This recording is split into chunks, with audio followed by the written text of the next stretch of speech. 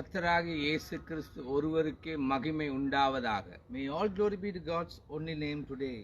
ஜூலை மாத வாக்குத்தத்த வசனமும் செய்தியும் The promised word in the sermon for the month of July. இயேசுவின் நாமத்தினால் இந்த மாதம் முழுவதும் உம்முடைய கிருபைக்கு ஒப்புவிக்கிறோம். In the name of Lord Jesus Christ, we offer this new month unto your new grace. இந்த தேசத்தை கிருபைக்கு We ஒப்புவிக்கிறோம். offer this country unto your hand. திருச்சபைகளை கிருபைக்கு We ஒப்புவிக்கிறோம். offer the churches unto your hand. உம்முடைய சபைகளை கிருபைக்கு We ஒப்புவிக்கிறோம். offer all the churches unto your hand. நீர் வார்த்தையை மகிமைப்படுத்தி இருக்கிறீர். May you glorify your word today.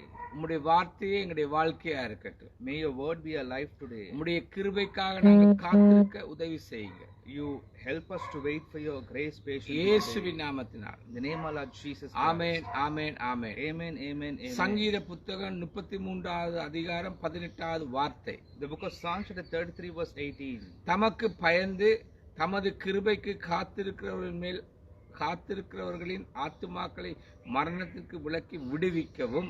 Let all the earth fear the Lord, and all the inhabitants of the world stand in awe of him.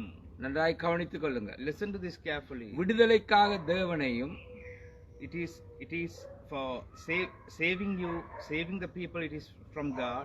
தேவைக்காக அவருடைய கிருபையை நம்பி இருக்கிறவர்களை கர்த்தர் நோக்கி பார்க்கிறார். Behold, the eye of the Lord is on those who fear him, on those who hope in his steadfast love. கர்த்தருக்கு பயந்தவர்கள் அவருக்கு மகிழ் உண்டாக்குகின்றவர்கள். God looks at those people who look unto him.